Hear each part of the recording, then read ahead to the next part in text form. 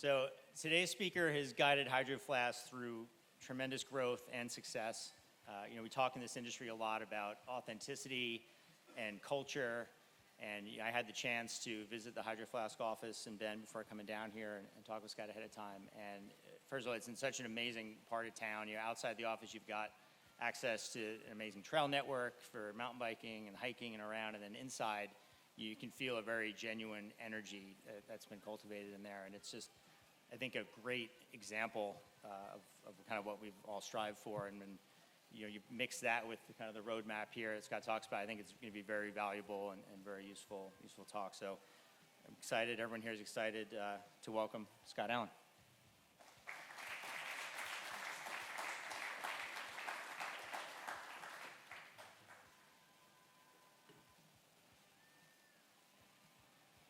Okay, I'm a walker, so I already warned him I'm going to drift from that. Well, I'm really excited to be here. There's so many of you work at the brands that I've respected for decades, so I love the fact that I can be here and connect with each of you. I'm hopeful that we can share some of the things that we did at Hydro Flask that were very different than the way that a lot of the brands had been built in the past. And I know that because the advisors that I brought on that had built great brands kept reminding me that we were doing things differently, or the executives I would hire that had built great brands would tell me and question some of the things that we're doing. And you can see the punchline. I'm not very good at hiding secrets or whatever. It's like we ran Hydro Flask like a tech company, right? And the board and I, that's kind of what we did. And it wasn't, a lot of it was really fundamental in how it worked for us in building our brand at a very quick pace.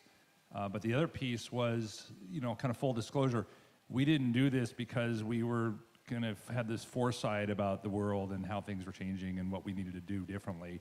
It's just because that's, after 18 years in Silicon Valley, that's all I knew how to do.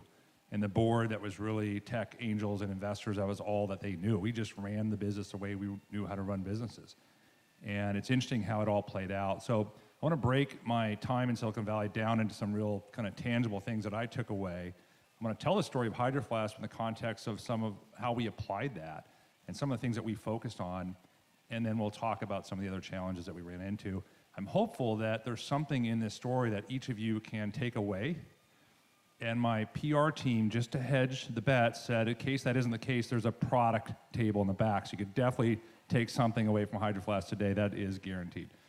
So really three things we'll talk about. 18 years in Silicon Valley boiled down into some real key tangible experiences and methodologies, how we grew Hydro Flask, and then lastly, I always love coming to these types of things where someone talks and it's like they sound smart and it's really successful. Like, what were the challenges? No challenges. Everything was great. And there's a term for that. It's called liar. Right? They're lying. So I will share, for Rob, the snowboard image of the full-on, powder facial. It could have been an endo on a mountain bike with our season. And those are the things we experienced in Bend. But I do want to talk about that because I think we learn as much or more from our failures and setbacks as we do from our successes. Sometimes a little more painfully burnt into memory, right? So I do want to talk about that. This is my complicated slide. So 18 years in Silicon Valley, I roll into my job at a biometric technology company that did nothing and went nowhere, but I didn't know that at the time. Right around the same time as when the internet was starting to happen. And I stayed in Silicon Valley till 2012 when I joined Hydro Flask. And I was there for the kind of internet years, and I was there for the nuclear winter, the fallout, the dot bomb thing that happened. But it really wasn't a one-off. It was around then what happened in mobile, then what happened in social.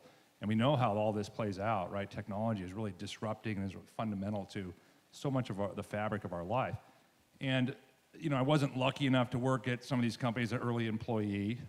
That may have precluded my working, and being at Hydro Flask and having this great experience. So I guess I'm grateful for that in some ways. But it was really interesting because I started my job in Silicon Valley the exact same month that two guys, maybe 10 miles down 101, Mark Andreessen and Jim Clark, started Netscape, right? And so they started in April, and I think in August or October, they shipped their first product called a web browser, when I guarantee you all of us would have sat around and said, we don't need that. What is that? That's crazy. Went public next year, and by December of that next year, this is 1995, it had a $5.5 billion market capitalization. Unheard of. That's like the equivalent of gold being found at Sutter Mill, right? This is the beginning of the gold rush. It certainly wasn't a one-off, even though there was a lot of interesting things that happened in the internet era that weren't lasting, but Amazon was birthed during this time. And after that correction, right, with Google and what they've done in mobile with Android, and Apple coming back to being dominant and relevant with the iPhone, and then what's happened in social, you really had kind of front row seats to some interesting things that happened. And I learned a lot from that. I learned a lot from working with these companies, not necessarily for them, and then working for a lot of companies that went nowhere, right? So you can kind of begin to see what are the winners doing that the ones that aren't winning aren't doing. So I really want to boil that down. First thing, as part of the second company I was at, man, we had this really killer opportunity.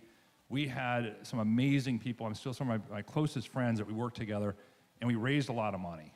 And I'm like, this is it. We're ready. Next stop, retirement, Caribbean island, right? We're just going to work really hard and get there. And I think a couple years later, when we were busy laying off most of the people and limping into a kind of bad type of acquisition, and it was more or less over, came away with this realization that these are really just table stakes. When you have that much that's happening and these opportunities to create some transformative companies and tremendous wealth, that an opportunity with good people with capital is really just table stakes. There's no guarantee that success is going to happen. There's a difference between the companies that have this and the ones that go beyond that. So let's talk about what those differences are. The first is this action bias. So I love the quote, right? I think as leaders or in business, a lot of times our job is a push beyond that need for perfectionism or that realization that great is the enemy of good. And there's times that we need to learn as brands and try things as businesses and not let aversion or fear and so forth get in the way. And I think this plays out really well in Silicon Valley, where if you have an idea, man, you better get going, because Facebook, Google, Microsoft, Apple will eventually, if this really is a good idea, get into this space and kill you. I mean, that's just the way you got to look at it. So this is about iterating, moving, trying, learning, right? Concepts like least viable product. What's the minimum we can get out there that doesn't certainly not damage our brand? We're not talking about that. But get into that engagement with the consumer, get into that engagement with the channels and learn from that and iterate. Because if we can do that 2 or 3 times while our competitors are still around the whiteboard debating, is that an extra 2 points of margin or not? Or how should we do this? Or how would marketing do this? That makes all the difference. So the winners in Silicon Valley have this. Now, one of the things that's a byproduct of this, when you have capital and you have talent, right, there's an opportunity and you have an action bias, good things can happen. I mean, it's like a drug that you just don't want to stop. I mean, you're changing the world. There's wonderful things that can happen. You can do too much, right? You feel like you can do anything, and it's really dangerous because you might just try to do that.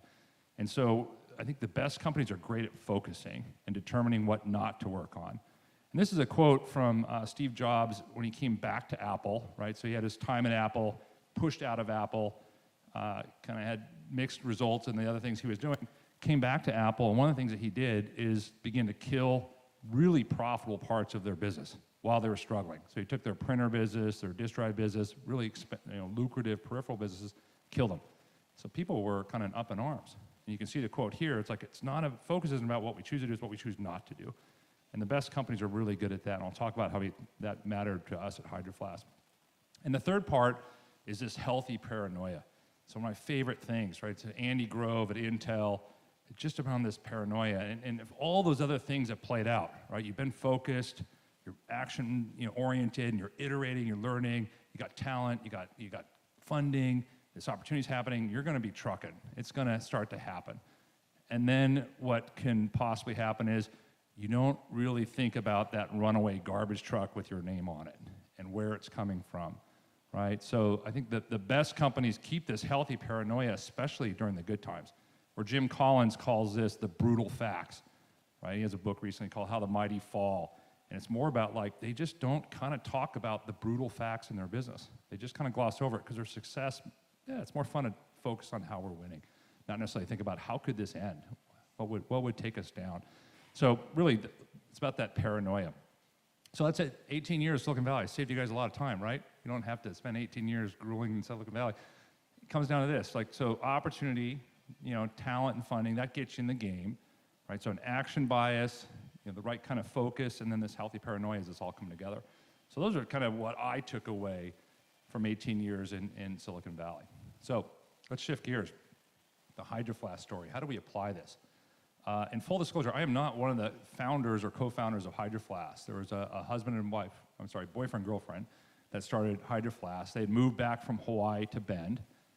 And it was, 2008 time, and certainly people were waking up, and this is still continuing, to the threat of plastics in our oceans, to the need to stay healthy and hydrated, and what are we drinking, and isn't water the most healthy thing to drink, and how do we do that in a way that's sustainable? And there was a BPA recall, so all the plastic bottles, the aluminum bottles that were lined with BPA were being pulled off the shelf. So they couldn't even buy a bottle. They were starting to see like, oh, we should buy bottles that are good for the oceans and so forth. Couldn't buy one, which got them thinking, like, what's coming in to be the replacement product? And it was steel. And they said, well, that's good.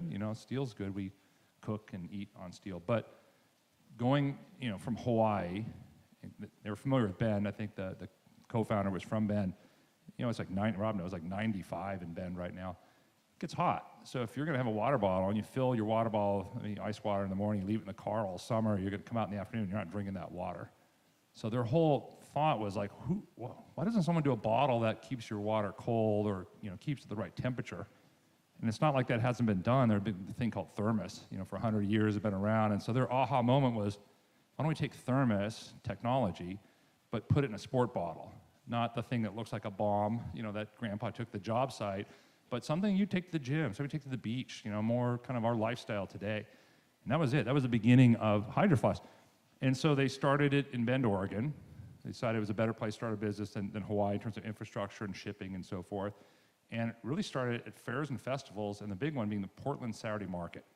So, 2009, around July 2009, economy's not so good. People walk up. You'd start a job, you go to a music festival, you might just be given a water bottle. You have a drawer full of water bottles. This is kind of what's happening. And people walk up, and there's this guy selling $26 water bottles, right? So crazy. They said, no, who wants to buy this? And they'd say, you're crazy. I don't want to buy this product. And he'd say, yeah, but can any of your water bottles do what this does? I filled that with ice water yesterday, and it's 85, 90 degrees here in Portland. Open it up, what do you find inside? So you touch the bottle, it's hot on the outside. You open it up, there's ice cubes on the inside. People are like, huh. So now people would buy one, come back a week or two later with their friends, like, this is where I got it. And that's really kind of how it took off. So a brand rooted in kind of a better experience, a brand rooted in innovation. And the other cool things around it, so it's like color, right? So Hydro Flask has been known for bringing color and innovating around color in the space. But if you think about it, if you got a boyfriend, girlfriend, they're going to go to market, and they don't want to make it look like every other steel bottle. They want to do color. How do a boyfriend and girlfriend agree on the color palette? Like, there's no way. Like, we should do like 3 or 4 colors. Yeah, but they should be these. No, they should be these. So they come out with like 8 colors, And so color is something that kind of happened from the beginning. So love some of the origin pieces of it. Great word of mouth success, et cetera. Within 3 years, they attracted capital. They stopped dating. So, I haven't talked to them about this, but imagine if you want to test a relationship, start a company together, live together, and then see if that all works out. I guess it didn't for them, so they kind of split along the way. And so the investors kind of bought one out, then eventually bought the other out, and then they brought me in to run the company. So this is what I walked into 3 years later. We did a little over $2 million the prior year in 2011. Again, they just first started selling product 2009. They really didn't have much in the way of market share, and that's fine. They had 12 employees, none of who ever built the brand. So 12 employees that are like long on passion and enthusiasm and stoke on being in Bend and working for Hydro Flask, but no one had ever kind of been there, done that. No intellectual property, so we didn't invent the technology, right? So it's thermos meets water bottle. There are certain things that we can certainly build a brand around and build IP around, but there wasn't something there. And then back to focus. So if you look at the customer mix, you look at what we were selling to, it was anything, right? It was anybody. But it made sense because there was a long period of time where it's like they're trying to make payroll. It was like we're getting product in, we got to turn to cash, and it's like a tattoo parlor, you bet. Chinese food restaurant, come on, how much more do you want? And that was it. So that was fine. But the red flag was around focus, right? What are we doing? Are we just trying to push product in the market, or is there some bigger agenda here? But they had a lot of cash. So they had money, they raised money, and they were sitting there figuring out where do we go with this product and where do we go with this company. So here I come, right? This should not play well, right? So you got a bunch of tech investors that bought this brand. And you hire a tech CEO, and then it shouldn't really go well. But let me tell you what I've been thinking about when I first came into the company. I felt like we were 13 years old with like a letter opener walking into a Gladiator Pit, and there's like, you know, Russell Crowe's character, like Maximus is in there, right? It's just like, we're gonna die. Like there's just, how are we gonna go do this? Because at the time, you had the brands like Camelback and Stanley, these are 25 to 30 times our size. I mean, these are big companies with big distribution, with decades of brand and execution, and here we are, right? Tech people, with people that never built brands, with this better kind of product and better idea. So that healthy paranoia was like, we better get something going. Yeah, we better begin to tackle these things. So to me, it was about that focus. What are we trying to do? And it's like, okay, products come and go, but brands endure. Like we need to take this opportunity, like this great experience, this thing, we're in Bend, Oregon, what a place to build a business like this. Like the founders had that foresight. We need to take all this and build something lasting. And that focus was on brand. We're gonna build a brand that's rooted in really what the Hydro Flask experience is about. And then we applied that kind of through 4 kind of major things that we did at Hydro Flask. And so the first thing we did was go after talent. And this is where I was kind of alluding to before, where like the tech worlds and the world of building brands, so we had people like built North Face and built Mountain Hardwear and Timberland and so forth that ended up at our company, getting these worlds meshed. So the first thing was like, you know, we have opportunity, we have capital, didn't really have the talent set. And you know, it's great, some of the tech perspectives we have as we applied it, but we didn't understand how to build brands. So we began to bring those people in. But then it's not unlike when Phil Jackson showed up to Lakers. He's got talent. He's got Kobe, he's got Shaq, and this dates me a bit as to my era with the Lakers as a fan in Southern California. But he taught him how to play team ball. And that's a lot about our blending this tech philosophy with the things about building a brand in the playbook that should be honored, right? The guardrails and true to your core audience and what you are as a brand, and really understanding that and making sure people in your company understand that. So what I found in some of this conflict is people don't want to work for a leader that's paranoid, apparently. That's the big takeaway. When you look really overly paranoid, they don't want to work for you. But we had to spend a lot of time talking about, like, what is our advantage? You know, yeah, we're smart, yeah, we have capital, yeah, we have an opportunity. That gets us in the game. What do we really have? What we really have is a head start. And so really coming to that acknowledgement that, you know, we have a window to go do things and people will react, and we better kind of blend the best of both of these worlds. So we did that. We reprogrammed these brand people to be a bit more agile. And when we questioned, why do things take so long, and can we do something that normally takes 12 months and do it in 10 months, if our whole thing is around a window of opportunity and a bit of a time to market advantage, all that did make a difference for us. So that was the first thing. And so we're now, you know, talent, opportunity, capital, we're excited, off we go, we're gonna go do all this great stuff, and guess what? No one wanted to talk to us. No one wanted to cover us. No one wanted another water bottle in their store. We don't need another water bottle. You know, oh, water bottle, we cover that. BPA, yeah, that's all come and gone. There's no news in water bottle.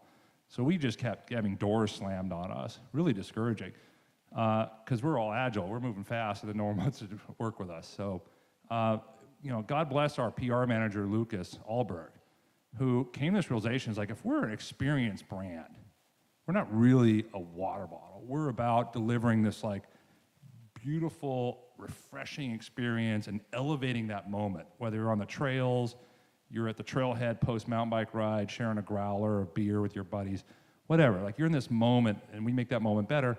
People don't get that if we're on the phone or an email. And so we started writing notes like, hey, it's 89 degrees in Bend, Oregon. You know, I bet you're kind of tired and thirsty too. It looks like it's hot where you are.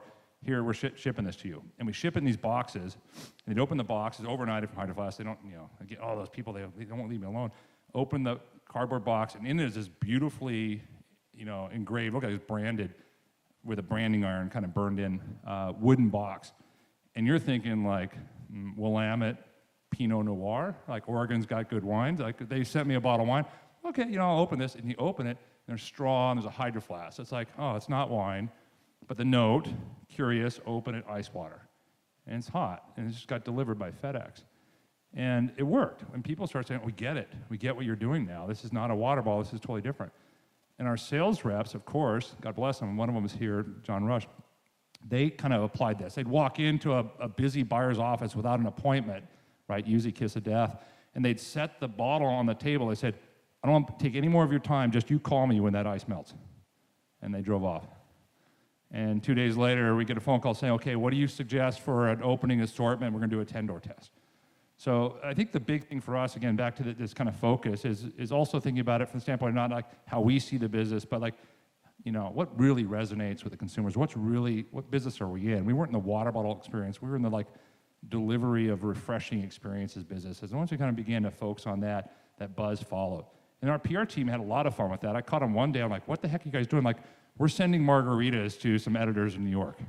I'm like, what? They're like, well, dude, it's a heat wave in New York. We're going to send them, they can have a Cinco de Mayo or whatever. They're going to have a margarita party on a Friday at work. I'm like, all right, I hope we don't get in trouble for that, but it seems kind of cool. So stuff like that. So just have fun with that. That's how we began to create that buzz and get that differentiation, getting people understanding what the essence of our brand was, getting people to experience that directly.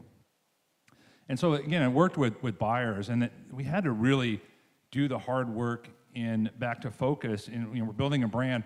Retail matters so much when you're building a brand. Who are we working with? And we spent a lot of time firing customers that probably helped us make payroll 2 years earlier because they weren't conducive for us building a brand. It was really hard for our longtime salespeople. Because of those 12 people that were there when I joined, 8 are still at the company that have continued to grow with us. But it's probably hardest on the sales to say, hey, we're now a brand, right? We now have a focus. It's the right thing for us to do, but we're no longer right for you.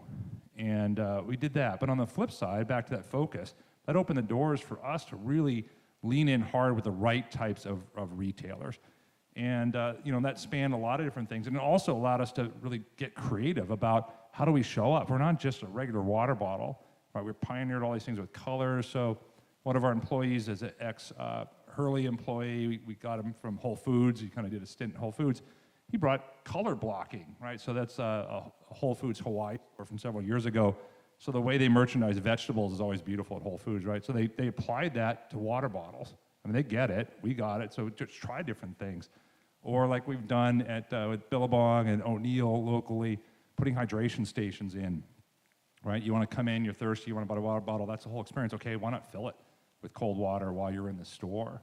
So really leaning in hard with some of our partnerships, delivering that great experience as well.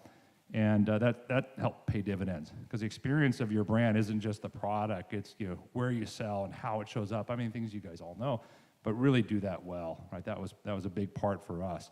It made a big difference. And this is the piece that I learned from the world of, outdoor brands or active lifestyle brands, and that is just how important culture is. Because I'd say there's nuances in Silicon Valley, but there's largely one culture in Silicon Valley. And as of 7 years ago when I left, and it's pretty mercenary. It's pretty much you show up, you grind, maybe your ticket's punched. If not, you lay down your stuff, you go to another place, you do it all over again. And there's certain things that brands do that I think are much more refined, and it's around how culture is how you continue to build your brand from the inside, right? Jeff Curl from Stance, I think with Shop Eat Surf, had a great quote around culture being a forward indicator for brand. And so if you go to a place and you feel that energy and you look at people and they're engaging and they're kind of doing the things that you associate with the brand, be it work or play, then you can expect good things from that brand. So I learned this, and here's our purpose, is to save the world from lukewarm, right? So this applies to everything we do, not just how our products deal with temperature and beverages and food and so forth, but it's how we onboard, it's how we have fun together. You should see us at Camp Tamarack for our employee retreats. We know how to have fun together because we work hard. It's not easy to build a brand for sure, as you guys know. So do we play together? Do we have a good time? Do we get out in the outdoors if that's the type of brand we are? ski days at Mount Bachelor, et cetera, and just so many things that you work on here that are important.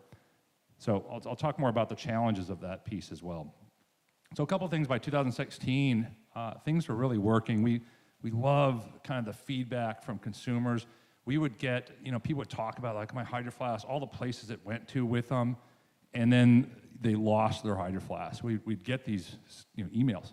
And so I'd tell our marketing team, we may need like a 7-step grievance, recovery program to help people that say goodbye to their favorite Hydro Flask and then kind of move on. It's like losing a pet or something. It was really big. And even the story here of the woman that was going to have TSA confiscate her Hydro Flask, so she starts crying, and the TSA agent's like, oh shit, okay, just go, just take it, just go. It's like, oh, thank God you didn't take my Hydro. She would miss her flight. So yeah, we love that. We love how it's resonated with consumers, and I think that's something we still cherish to this day. So where do we get to by 2017? We are now part of a publicly traded company, so this is the last time we broke out specific results for our brand, so I can speak to that. Wow, a lot of things that we'd accomplished in terms of just growth, things I'm really proud of in terms of, best place to work type list, or, it's a tool called Denison that we use to measure our culture, because it's important. If you can't measure it, you can't manage it, you can't set goals, you can't focus on where to improve. So Denison was really great for us. Product Design Awards, REI Vendor Partner of the Year. We'd won that for the first time in our category. We repeated that last year. So again, back to focus. Who are we partnering with? Who are we leaning in with? Yeah, we'd sold the company. We'd become the number one water bottle in the sporting goods and outdoor as well as natural foods market, through that focus and hard work. So really, really proud of all these things. And the business is about 42 times the size of when I got there from that kind of time frame over that period. Great stuff. Also really excited in a World Surf League partnership. So I think the Gadalskis brothers are running around somewhere down here. I hope they're actually surfing. I'd rather they be surfing than in a room listening to me. That would make me feel better. But even with the World Surf League, our brand was really blowing up in Hawaii. But you think about the founders' roots in Hawaii and this kind of Bend, Hawaii to Bend, Oregon story. And I remember, sending some product down to one of the owners of the World Surf League, and he's like, "What do you want me to do with this?" I said, "I don't know. Give it to Kelly. Give it to some of your athletes." He's like, "They already have a ton of Hydro Flask. They're already all fans of Hydro Flask. I'll give them more. They want mine more, but it's not like they're discovering your brand for the first time. They're in Hawaii. They're from Hawaii. They spend time in Hawaii. They all know." And that led us to be thinking about, where do we show up? Who are the athletes that use our products? Hawaii's different than Bend, obviously. Like Rob, my surf ability's atrophied quite a bit while I've been in Bend. You go to Hawaii, but if you take someone from Bend, you move them to Hawaii, they're going to be doing outdoor things still, right? And it's probably going to look different. It's going to be maybe around surfing. And if you move them to Bend, like Jerry Lopez does, it's probably a lot more snowboarding and other type of outdoor recreation. So really wasn't for us to say, hey, if you mountain bike, you can do Hydro Flask. If you surf, no, you can't. It was already beyond that. People got it. It was around outdoor experiences, caring for the planet, caring for yourself, having great moments and having better great moments, doing it individually or doing it with groups. That's really kind of the essence of our brand. So excited about the extensions there and obviously how that bridged into Southern California for us as a brand.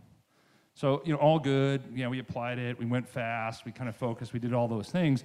So now we get to the part where, like, the snowboarder's head's upside down in the snow. So this is also fun. So a couple things here. When you grow really quickly, it's really painful because every time you kind of put a structure in place or get a system dialed or have an approach that's worked, you've outgrown it. So it's like, parent with kid that grows spurt, the pants don't fit, we just bought the damn pants, okay, we gotta go buy more pants. It's just constantly doing that. And so everything felt like we're laying train tracks right in front of the train while it's moving, right? Very, very stressful, very harrowing. I think I've already talked about how tech investors and outdoor executives don't always mix. It didn't mix to the point where we had to have a board member step off because we just couldn't come to terms with some of the details in our brand positioning. It just wild. So, there are stories of where it just goes to the point where it's no longer working and you got to fix it. But, in general, we focus on where that positive intersection was between those two. And then culture. The other thing that I found really fascinating is I remember people coming up to me right before we did a company retreat. We're gonna go whitewater rafting, right, on the Deschutes River, which flows through Bend, Oregon. It's beautiful. We're gonna go down river a bit to a place called Maupin. They have some pretty good rafting, and we're gonna do some camping and rafting. And the people came to me and they said, Scott, we don't have time to go do this stuff. Like, we're too busy. This is not a good time for us to do this. We got to get our stuff done. And I was the culture Nazi. I'm like, no, dude, you're going. Like, we're all going. Believe me, we need to go do this. And so fast forward 2 days, and he's a little hungover, but he comes up to me and goes, oh my God, we desperately needed to do that. We so needed to do that. We so needed to just get out of our reality and have fun and look across the company and say, we have really amazing people that work across the company. We all like each other. We're doing great things together. We can connect with our values, we connect with our brand. We can get out of this, like, that jerk from sales, just whatever, the functional things that kind of get us there. And then we also can come back and tell the stories of how we beat the river guys in beer pong, because that was kind of a proud moment for our brand too. But anyways, all that stuff, it's just like someone's got to drive this, because there's never a good time for it, but if you begin to let that go, it just goes away and it doesn't come back. So it's extra work. To create a great culture is extra work. The easier thing is to let it go and be mediocre. Less time, less effort, but guard against that. So a couple other things. When I sat down with Rob, I said, yeah, I shared an agenda, a lot of it, 2 years ago, 3 years ago. They said, well, how about since you've been part of a public company, have you solved all the things that you got to solve? And I said, gosh, if I'd done that, I think I'd put a book and like have movies and, you know, that would be a whole different thing. No, we haven't solved all that. So I get it. If you're part of a bigger public company, man, there's some struggles there.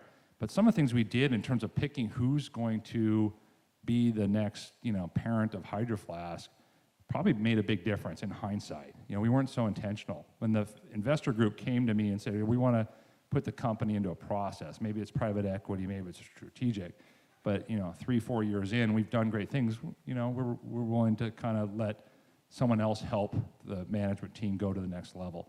And all that made sense. So we spent time saying, what's important to us? Like, we want to stay here in Bend. You know, we want to still manage the company. You know, we've always been accountable to outside owners or investors. That part wasn't new. So those decisions around what's really intentional for us, you know, the brand and Bend are really connected. You know, so who's going to respect that? And we don't know private equity. It's like, could have, you know, been bought, it was great for 3 years, and then you're sold. You're not sure where you ultimately end up. The nice thing about Helen of Troy is we sat down with our colleagues from a brand called OXO, like kitchen and houseware products. If you open a drawer, you probably got a lot of their products in your household. Same leadership team, still in, you know, New York City all these years later. So that kind of mattered to us. If we look at some of our competitors that were acquired by larger companies, it didn't work as well for them, right? Because if we're still in Bend and we're still running the company, it means we're not in Walmart. It means we're not in places that just for us don't make sense as a brand. Because it's not necessarily about, you know, hey, let's go deliver great financial results. It's about, we're trying to build a long-term brand here. So that's really important. But then things do change. So we went through, this parent company just took a lot of this culture training. I was really impressed, because when you're part of a really big company, you can afford really, really good culture training. And they had this thing around, you know, gravity issues. And that is, there's what you control, there's what you influence, and then they call gravity issues, things you just can't control. So if we spend all of our time on things we just have no influence or control whatsoever, that's just crazy, right? So, but if we talk about things that we can control, that's great. But when you're part of a bigger company, that control changes from what you can do versus what you can influence. So really kind of embracing that. It's hard to let go of some of that control, but leverage that influence. And I was telling Rob, it's, yeah, I think initially we did our best to resist all involvement from anybody that hadn't been a Hydro Flask for very long. But when you're part of this larger corporation, you actually need some of the resources they bring to the table. So there's downsides to kind of trying to keep everybody out of your world. So we made a pivot and decided that we're going to start to kind of pull everyone into our world. Have as many people as will come visit us from across the larger corporation in Bend. Let them see, you know, let them float the river, let them get on a mountain bike, let them go skiing with us, let them, you know, join us in our happy hours, let us sit in our meetings, let them see how we work. Really educate them, have them see for themselves what's really sacred in culture, in brand, and understand kind of the channels, distribution, and product. So that way we can kind of tap into the parent company's resources, get the help we need, but also not have to kind of, explain a lot of the fundamentals, right? So it's kind of investing in that learning and embracing, it's picking that up. And then obviously being part of a publicly traded company, managing expectations. We learned this from others that have been part of public companies. We were not all about that, right? When we're kind of Silicon Valley mindset, more private equity or angel investor back, it's all about just do great things, do it fast and go. We didn't really understand this last piece and had to learn a lot and rely on people across our larger company to help us do this, because real consequences in meeting your expectations, obviously, as a public company. So staying stoked on the long term, but being realistic on the short term. So things that we are learning. A couple caveats here. I don't think anyone's going to exactly do everything I just said and whatever, but the world's changed for sure. I sit down with younger entrepreneurs. I'm on the board of Rumpel. I don't know if you guys know Rumpel. It's a pretty cool brand out of Portland. They do outdoor inspired blankets. So picture a sleeping bag kind of material, but blanket, and they're doing some really kind of fun stuff. And what worked at Hydro Flask 7-8 years ago, I wouldn't think would exactly work again today, right? Channels have changed, probably much more in terms of DTC and e-commerce. Like the world's evolved. So kind of working on that. And the other thing Rob asked me before as I put this together is, what else is changing? I said, man, leadership's changing because society's changing. Society's changing. So if a leader's job is prepare their corporation and their brand for the future, you have to recognize when the world's changing around you. It's not just channels. It's like how human beings are expected to interact with each other is changing, right? And so how are leaders retooling themselves to lead and to model or pattern what great leadership looks like? Diversity, equity, inclusion, privilege. Like if you're not having these conversations as leaders in your organizations, you're falling behind. And as I brought my head of product to one of these white male as full diversity partner workshops up in Seattle. And he pulls me aside, he looks really nervous, he goes, what am I doing wrong? I said, dude, it's not about anything specific we're doing wrong. It's about opening our eyes to this as an issue and learning so that we can be kind of conversant in this and we can kind of manage our part of it. I said, I'm trying to prepare you to be a leader because in 5 years from now, I think we're expected to be fluent, maybe not great or whatever, but aware and capable of leading through these types of topics. And you got to start now. I'm bringing you to this to invest in your future as a leader. So I think that's a big thing that's just different. It wasn't there at the beginning of Hydro Flask. It's certainly becoming an issue. And Bend, Oregon has its issues with diversity, equity, inclusion.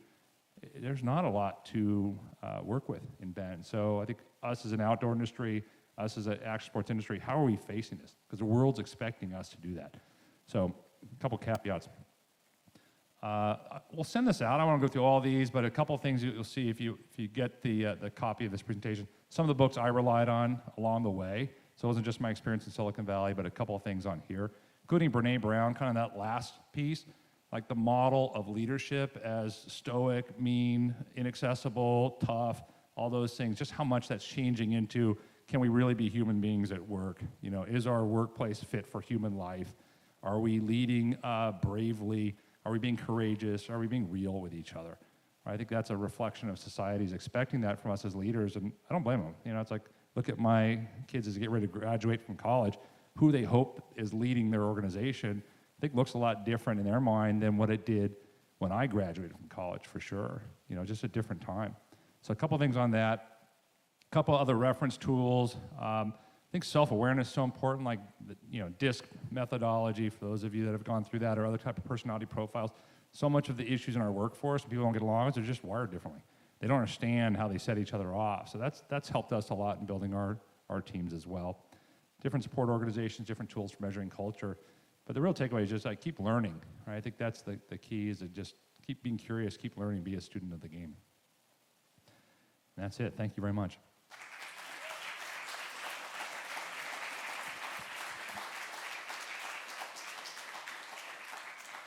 Thanks, Scott. You and I are going to seamlessly transition now into this set we have over here.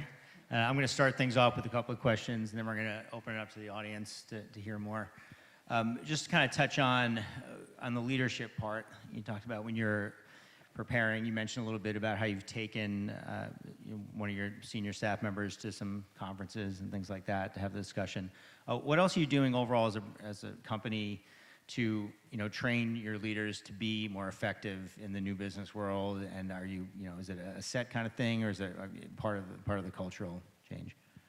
Yeah, it's a combination. I think we in our strategic planning for a long time now, we come back with here are the non-negotiables in our brand, like what our brand is all about, our purpose, our vision, and then we set longer term goals, and we show all the things that are important. We always make sure that there's a culture and organization piece there.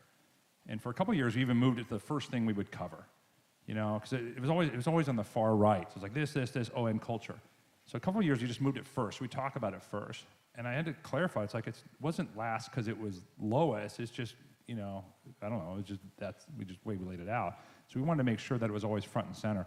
Then the practical things is making sure we follow through with that it's baked into how we lead, probably at quarterly offsites. There's cultural elements, facilitators. We take tests to determine, are we a healthy leadership team or are we not? And then where are we coming up short? So I think if you can measure it, if you can look at what the data says, it'll kind of guide you towards working on what's important.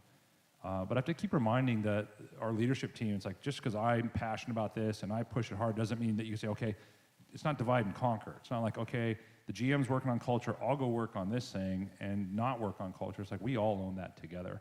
But if it starts at the top, you're in a position to kind of throw your weight around for sure. And you talked a little bit about how your role changed after the change in ownership of the company and things were progressing, and you made a point of bringing the new company in, let them learn things. How else were you really able to kind of quantify something as important as culture? I mean, you're talking to the investors, making them understand. Are there other techniques you use other than letting them see what's going on and playing some beer pong that were effective specifically? Probably a lot of things we tried that didn't work. Yeah, having people come to Bend, showing them, talking about it, all really important. And I'd say even that transition, it was not as easy as I may have made it sound. I mean, for the first year after we sold Hydro Flask, the person that ran the division I reported into was retiring at the end of that year. So it's April we show up, I find out, or actually March we show up, April I find out that he's retiring at the end of that year. So my boss is going to retire after 23 years or so building the OXO brand. So really his focus was on that legacy. He set up the division with another great brand, Hydro Flask, and he's going to retire. And we had a great year. So we had almost no oversight or anything. So my role really didn't change much. Once my current boss kind of came into the role, and he and I spent a lot of time together, that was that period of okay, I'm not the president and CEO. There's a president and there's a CEO. There's one of each of those above me. I'm the general manager. What does that mean to be a general manager? And not all that was easy. And even my team looking at okay, what can you do? What can you not do as we all figure this out? But I think if you kind of come to the other place where it's okay, I'm a steward of this brand. I have the things I think are important. I better make sure they understand that. And I think for them to directly experience that, there's no other way. Just like with our products. You can talk about it. You can put it in a PowerPoint. You can show the things we're measuring. They're smart people. They'll digest it and process it, and eventually they come out and say, wow, this is important, to the point where we see some of our practices being adopted across a larger company. So I think that's the piece. If you're in a brand that's part of something bigger and you really have something special, on one hand, you want to kind of keep it hidden and shielded so it doesn't get questioned and killed, but there's a risk to that. But on the flip side, if it really is something special, is it something that can scale? Is it something you can teach the larger parent how to be enlightened in a certain area that's important to you? And we've seen that happen in a number of different places. And of course, we didn't have all the answers, so we look across a larger company. There's things that are happening elsewhere that we want to lean into. And I think that was a challenge for us, in that we hired people that can build a brand without a lot of external resources. So teaching them to take the help or look for help within a larger company, it's a different mindset, and it doesn't always come quickly. And I just want to touch on one more before we open it up. You mentioned talent as part of the process. You're in a unique location where there's not a lot of other companies even your size in that area. Is it, from a recruitment standpoint and getting talent, is it an advantage because it's a place people want to be, or is it a challenge because you have to look sometimes elsewhere from the talent pool and bring people in? It's worked out to be an advantage, but it wasn't clear early on. You know, like our early SWOTs that we did, my first year is, can we attract talent here? Because at the time, in 2012 in Bend, smaller, weren't as many, you know, scale brands there.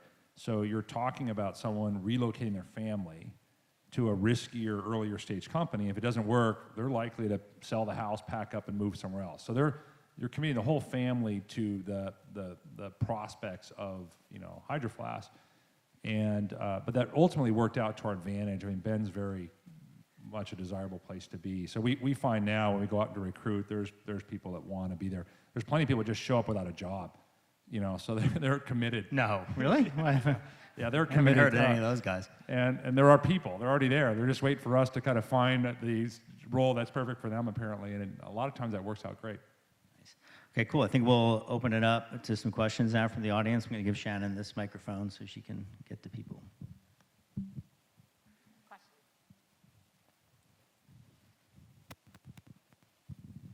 Thanks, Scott. Great presentation. Can you shed some light on profitability in those early years? You obviously had capital behind you. How much of a focus was profit, and did you make money along the way in those earlier years? Yeah, the business was profitable when I got there, and that was great because the few of the prior tech companies that I ran and worked at were not, and did not raise capital, and I learned some of the lessons the hard way. So, you know, when I talked about we had $1.5 million in the bank, you know, we were also profitable, and that gave us great luxury. I remember telling some of our leadership team at the time, I said, guys, we can take a month off and do nothing but think deeply about what we're trying to create as a company. I was trying to make a point of like not just react, take any order, do anything. It's like we can be really intentional now, and we should be. And of course I said, don't tell the board. I said that we were gonna take a month off, do nothing. You know, that's actually not what they, like our new CEO said, what? You know, not exactly what I wanted, but the point I was trying to make was that. So yeah, profitable along the way. And it was always this kind of yin yang of how do we create value on both sides? Right? And I think this is always a thing you see sometimes with younger entrepreneurs. Oh, profit's a bad word. Oh, the money thing is bad. Well, brands are either thriving, successful, growing, evolving, or they're not. And there's the different measures of how that value is created. And one is like, you know, EBITDA and EBITDA growth and what's the value we're creating. Yeah, we had to focus on that. But if that's all we focus on, probably different story, different thing would be at Hydro Flask. We focus a lot on culture, value, creating a brand right from the inside out, just doing a bit, you know, faster maybe for today's world. That yin and yang really came together. And it you know, the light bulb went off for me when the majority owner is a private equity partner out of New York City, right? So you picture New York City, private equity, and then this guy's like 100 times more awesome than what you probably just imagined. But he sent an entrepreneur to me that he invested in. It's like a mobile canning business for the brewery industry. He goes, Jim sent me to you to talk about culture and values, so I guess we got to get this stuff dialed.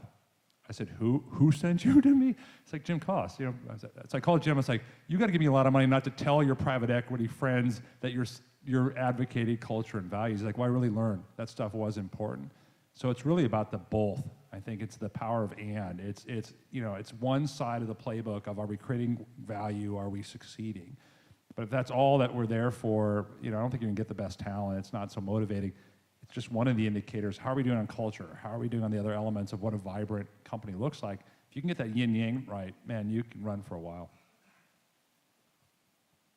Any other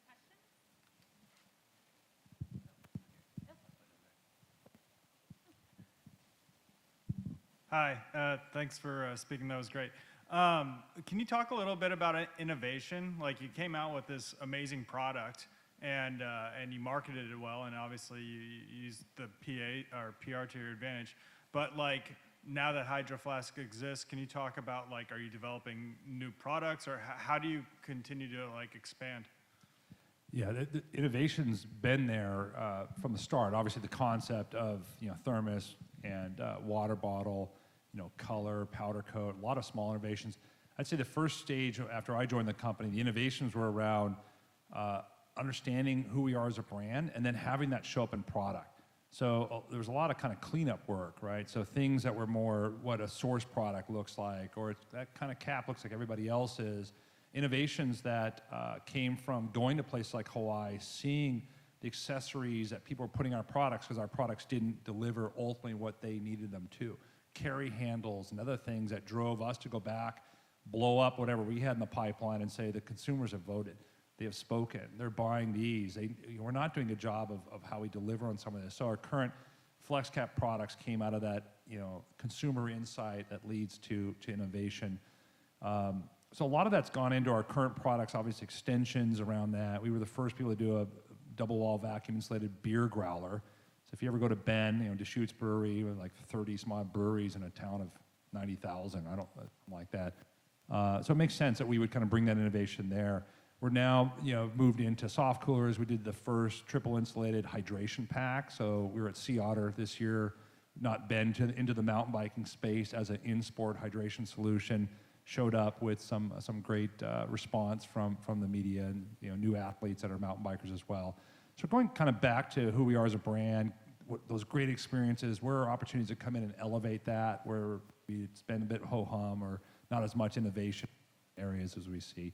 So more things coming around that, but we're really kind of early stages of seeing our brand in other categories and other products and learning about that.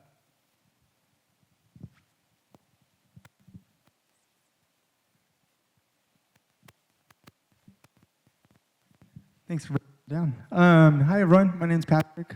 Scott, thanks for coming out. That's sick. I'm one of the ambassadors for Hydro Flask. I use the product every day, traveling at home, whatever, and being a part of the surf world and community for a really long time. I guess my question is, as surf is evolving and becoming a place where you're seeing it in the Olympics coming in, well, hello? You're seeing the wave pool being new surf culture coming in, and I'm just curious. Oh, sorry, guys. Just curious, where do you see the future of surf culture moving, and how do you see Hydro Flask partnering with it and supporting that new growth?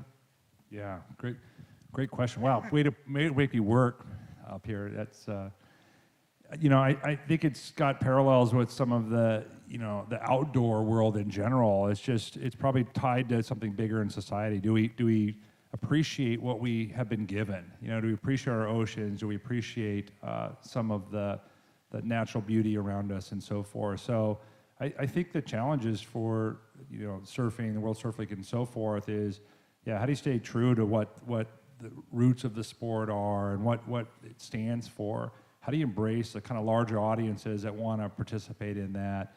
How do we introduce the youth to our world in a way that adds to it and builds upon some of the things? So, I see so many parallels with, this is a sport we do.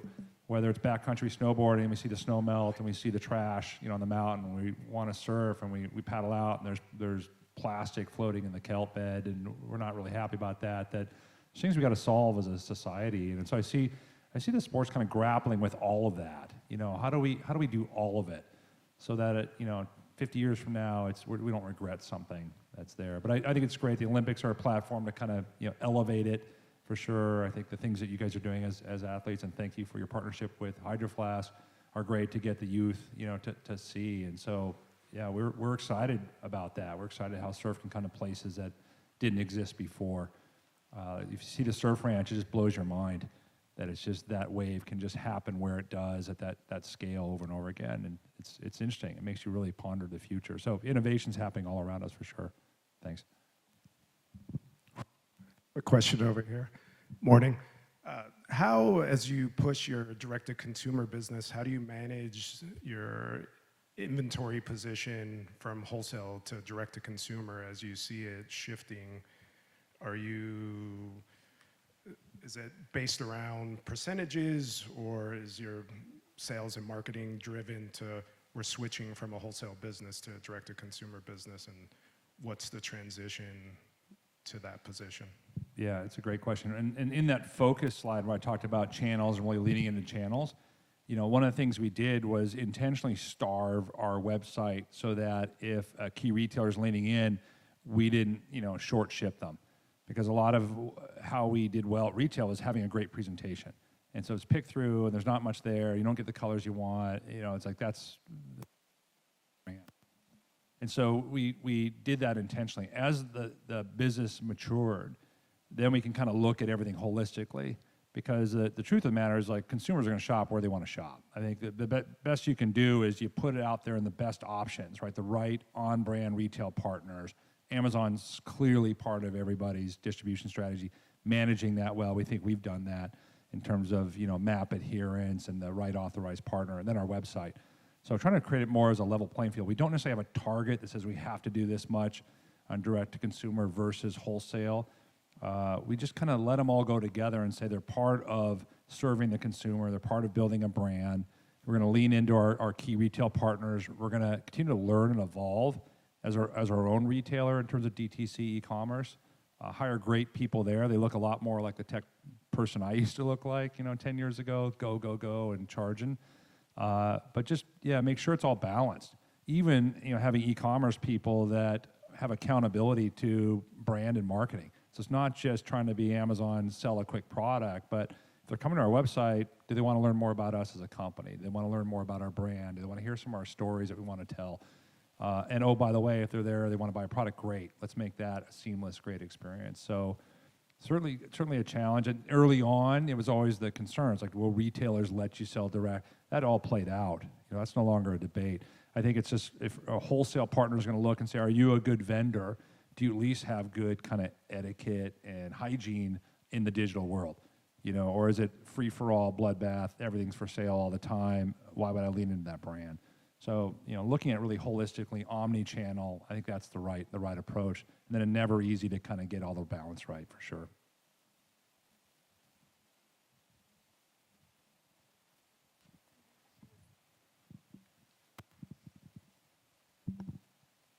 So you mentioned that culture is very important, and you mentioned that talent's very important. I think those are pretty given values within this particular industry. Specifically with our brand being focused on women's swimwear, and you look at a product like a water bottle, which is gender neutral, when you're looking at your talent acquisition and your management and your current company structure, what's the male-female breakdown of Hydro Flask as is, and then how do you value female leadership and go about planning that out in terms of your future talent acquisitions? Yeah, that's a great question. So there's an organization attached to the Outdoor Industry Association, so similar SIMA, but for, you know, Patagonia, North Face type brands. It's called Campbell, and it started from some early female leaders at North Face and others that just said we need to work together to mentor younger female executives. There's not enough of us, right? And they went through, I think, a similar parallel thing with just the shrink it and pink it phenomena, like take guy stuff, take guy designers, make it smaller, make it pink. Now we can sell to the female audience, and, you know, we kind of know that doesn't work too well. So we've been working with Campbell to look at this ourselves. You know, I'm fortunate that 4 VPs work for me, Hydro Flask, 2 are male, 2 are female. And it wasn't like a quota, I had to go get it just happened to be that way. I inherited our CFO, hired the best person for the job and VP of marketing e-commerce, Phyllis Grove, so she was at Keen and at Mountain Hardware before. And then my, you know, 2 male VPs just, you know, were the best people for the job. When we looked at it, we looked below, we get to the director level, not the same type of number. We look at senior manager, you know, a little bit better than director. Then we look at the manager and front line, 50-50. We sat down with the team at Campbell and we said, wow, we got a problem. There's something wrong in the middle. What have we done? They said, no, that's what we've done as a society. Because when you take, you know, young workers and then they have a child, there's not an affordable child, there's so many issues that drive this. Then someone stays home to raise the kids. Well, traditionally, we know who that's often been. When you take that many years off, you take them off the path to be at a director level by a certain point in time, right? And so there are exceptions, but you begin to say, what are the best companies doing? What is Burton doing, right? And what is REI doing? What are some of the other brands doing? And you begin to set quotas around, okay, you cannot lock down and say, I got my final candidate pool unless there's a female in the pool. We can't do this, we can't do that. And we measure and we set goals around it. And we certainly do things to encourage the women in our workplace to bond together, to develop, to grow, and support that. So we definitely don't have all the answers. We're measuring, we're holding ourselves accountable, and we're trying to learn and do that. And then it's gone beyond that, you know, with what Canber's focused on, it's gone into, wait a minute, is it about male, female? Is it about all inclusivity? Is it about all of it? And they're fast, you know, quickly adopting and say it's got to be about all. And that's when we start to talk in a community and bend and say, how do we do all? You know, how does Bend become more diverse as a town? How do mountain towns become more diverse? How do coastal community become more diverse? It's a society issue, but I think if leaders are talking about it, working on it, struggling on it, then the right things are going to happen. If we ignore it, then we're not going to make any progress whatsoever. Great question.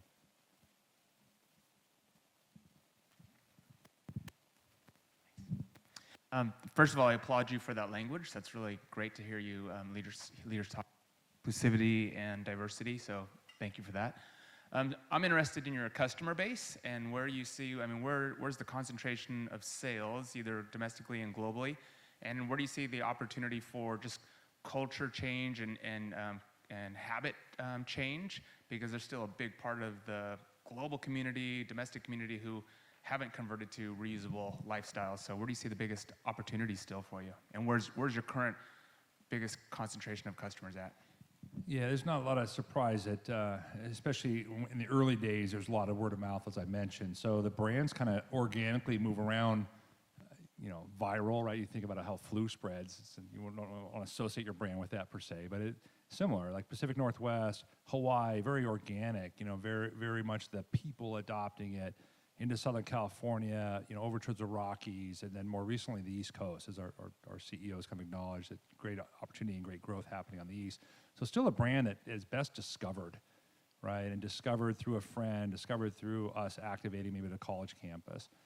So then the second part of your question is, we see the younger generation just gets it, right? We just see if we show up at a college campus and just talk about what our brand is and what it stands for and who we are and where we came from and so forth, that it just sticks. But you also read about, like, college students banning, you know, reusable water bottles from their campus, voting the Dasani bottle, you know, out of campus and stuff like that. So, you know, gives me great hope. I think that next generation just looks around and says, this is how we should live. Like, this makes more sense for any variety of reasons. Either I'll spend a little bit more for a quality product that'll last, that's not junk that I have to throw away, to, you know, do I really want, will that bottle really be recycled, or is it going to end up, you know, in my park, in my ocean, et cetera, you know, in my stream bed. So, you know, great hope in the future and that younger generation personally.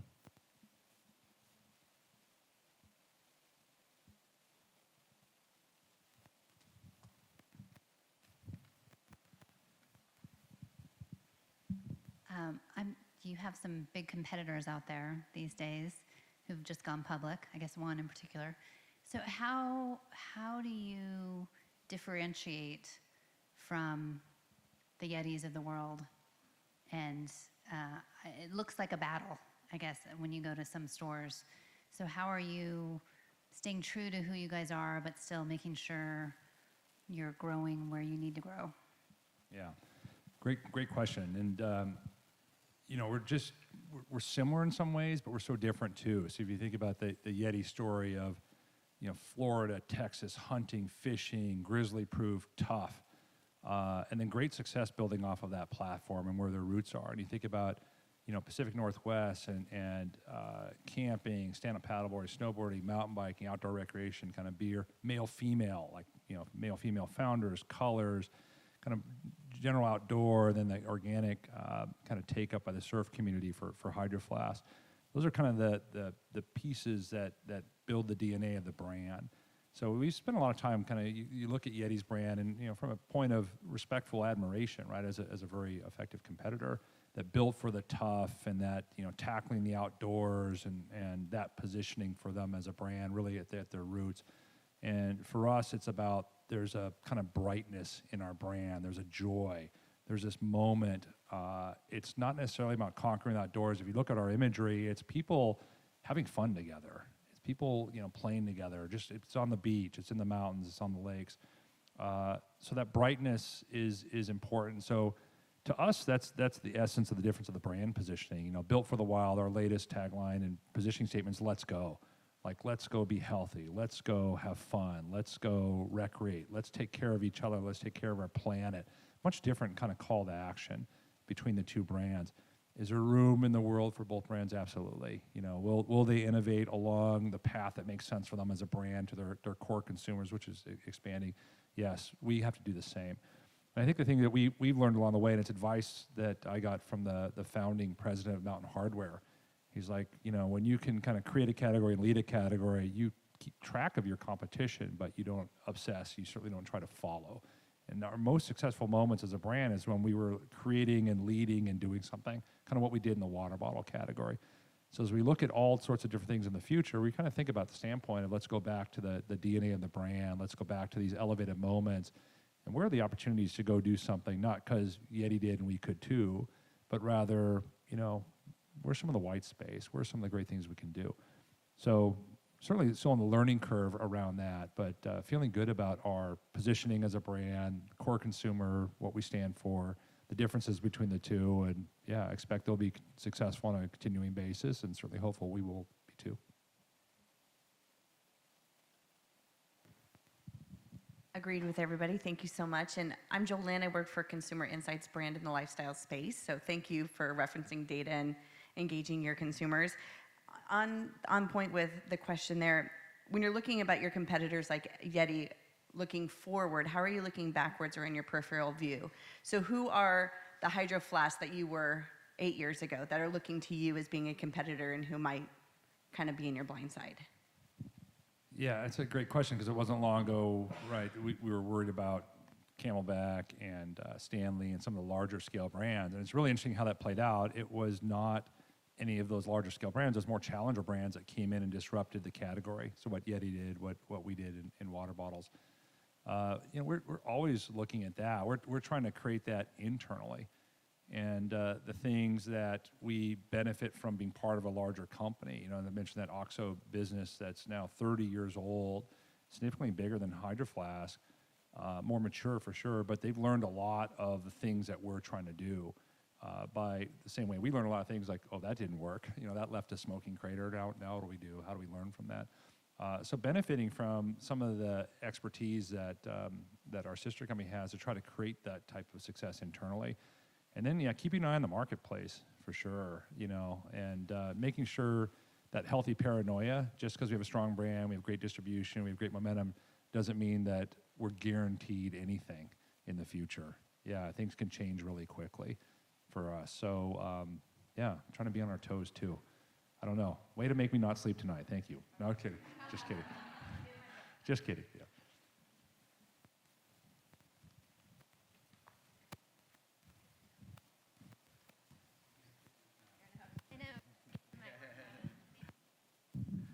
Thank you for supporting surfing, and I like, you know, the conversation of supporting the community and the organic side and giving back to and enabling and leveraging that like you have.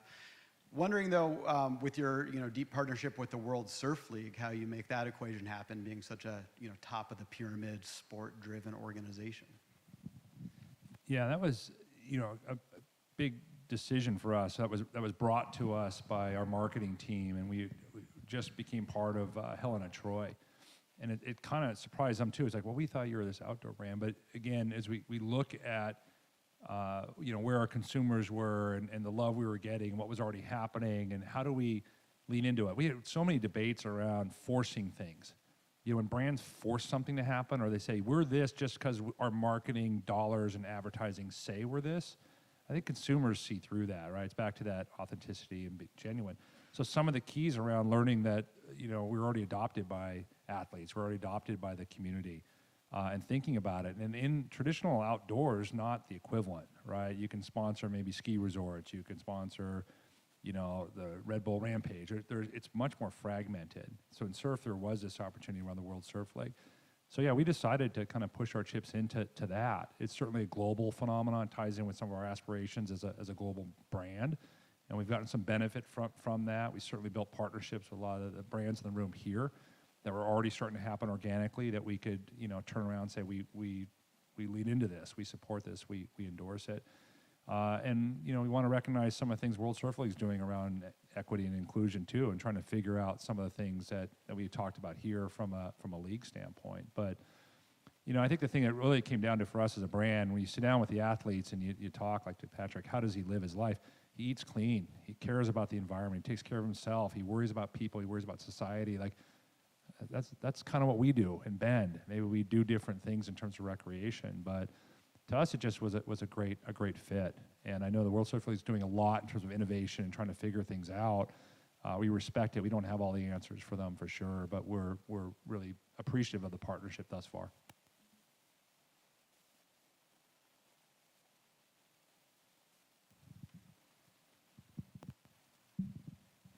So I guess I consider myself young, maybe getting to the older side of young.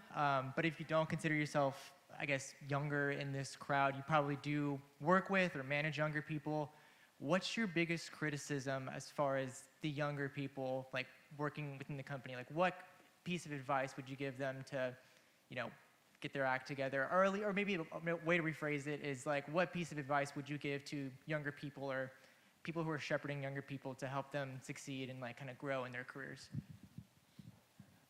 Yeah, wow, there's another good question there. I'd say don't change too much, because the things that you guys get criticized about, I think back, and I'm like, how was I different?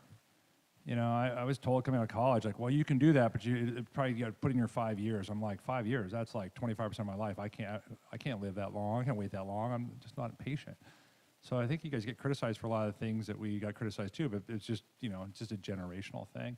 So I'd say, keep pushing, keep asking questions, keep putting expectations on other people. And there are flip things where it's just like you will learn, you will, mature, you will see situations, you'll appreciate things more that you maybe don't appreciate, but don't compromise either. Like I said earlier, I think a lot of my faith that we're doing some of the right things comes from your generation. So I'll say I'm on the older side of the equation here. Being passionate about the things you're passionate about. So don't give up on that piece of it. So keep that fire burning.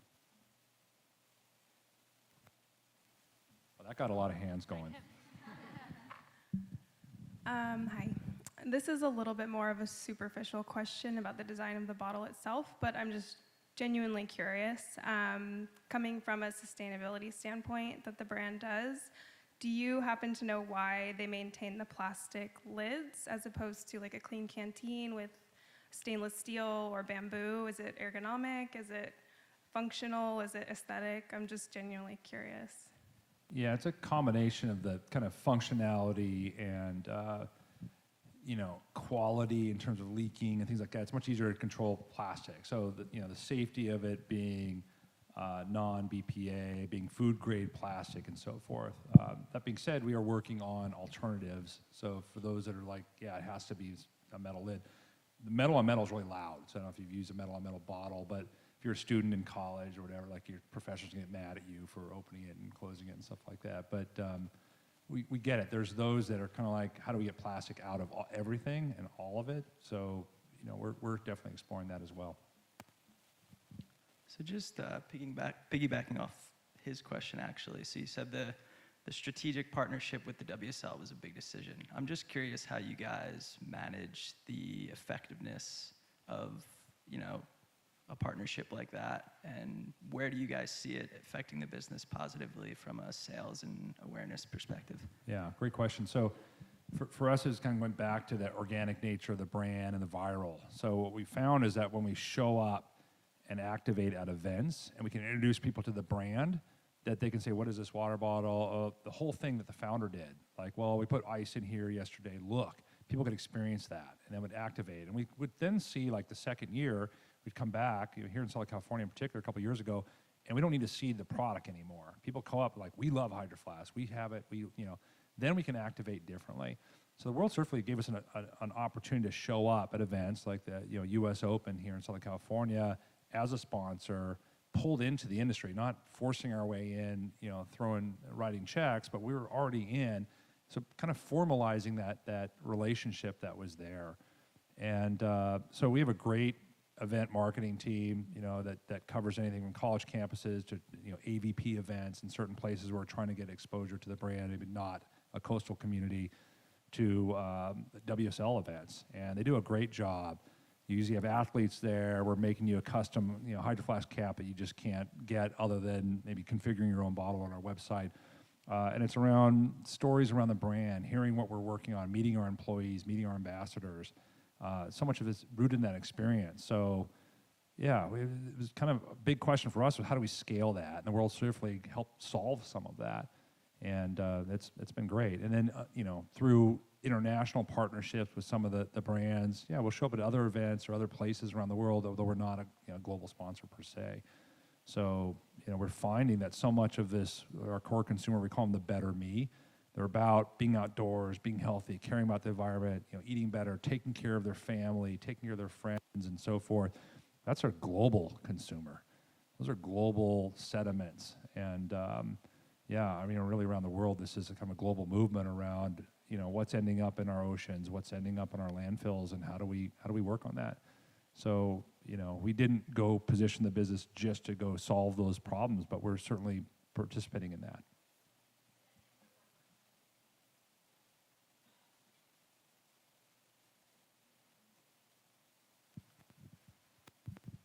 Awesome. Well, I think we can tell by the level of engagement, questions that, it was a great conversation, and I appreciate insight you shared across the board. And, more good news is that this kind of venue is going to be continuing on.